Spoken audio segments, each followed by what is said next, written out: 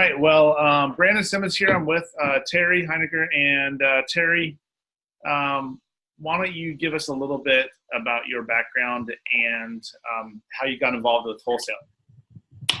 Well, I'm a paramedic here in the state of Pennsylvania. I've been doing that for a very long time. Real estate has always intrigued me. I got married in 19 years ago. My wife didn't want me to do anything in real estate. Decided I was going to do something. Took the first check challenge and actually did it without her knowing. And no, you didn't tell your wife about it at first. I didn't. And she knows about it now, right? She knows about it now, yeah. She's actually even supporting me. So I actually signed my first agreement. I purchased my first property February 1st, and on the 10th, I had an agreement to sell the property and made $8,000 on the property. And I don't think she believed me till I showed her the check for $8,000. My second check was for over $17,000. Wow, 8,000 on the first one, 17,000 on the second one. Yep. And then my last one was 85 or something like that. 85. Wow. Mm-hmm. So in a couple of short months, you've done, what is that, over 30? About 35, about 34. Yeah, 34,000.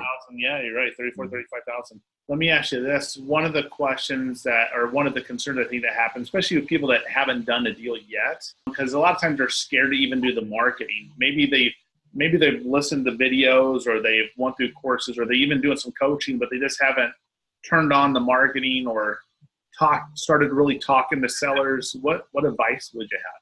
You know, you're going to make mistakes. You know, just because you're going and taking coaching classes, that's not going to get it to you. You got to get out in the field. You got to be talking to people. You got to be doing some kind of marketing, whether it be mailing. One of the things that I use that I learned through the program was the deal machine. Yeah. That's helped me greatly. Driving for Dollars app, for those that don't know. Right, Driving for Dollars app, yeah. Just taking action. That's the one thing that I really encourage my students and employees and stuff is sometimes we get stuck. Fear stops us. Fear is part of life. It's right. And even though we do that, I still get fearful of things, but it's a matter of just making ourselves do it. Right. So tell me, I mean, you did what, about almost 34,000 or something like that. Mm-hmm. How is that changing your mindset now? Well, it's changing our mindset because, well, now my wife's kind of on board with me. She's like I said, she's actually helping me find deals. They go from a skeptic to a believer. Yes. Right. And then an encourager too. Yes. They know that you can do it now. What would you tell yourself now if you have to rewind a few months? I probably would tell myself the same thing, not knowing that I was going to get a check. I'd probably be skeptical and say, should I really do this? It's one of those things. Now I know that I'm going to get a check. One of the things that I learned from you, from watching Sean Terry, get laser focused. Be focused and commit to doing this before, that's what I would have did before the coaching. One of the things that we always talk about is whenever you start making the money, you need to pay your bills. I think you always need to have you need to celebrate the win somehow, whether it's going out to dinner or paying for a trip or doing something, but nothing too crazy, right?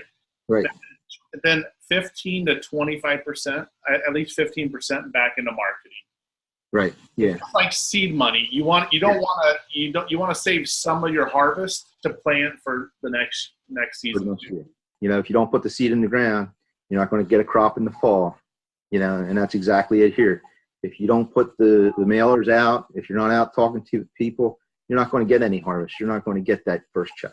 When I got my first check, both her mom and my mom were struggling. Compare what I did to what I got.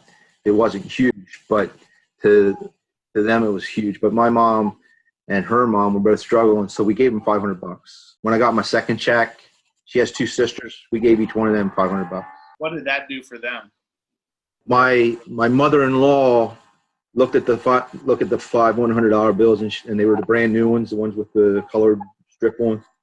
She says these aren't real, and she was ready to throw them in the trash. And it's like, no, these are real, and these, this is yours. We don't, you help us out, and this is us trying to help you out and give back. Yeah. So yeah, That's amazing. Thank you for sharing that, because it's we get a certain amount of wealth, right? It doesn't matter, but that $500 probably meant more than anything else. You're just blessing them, and you're going to be able to do that more and more as this stuff. right. Stay like you said, stay laser focused. Yes.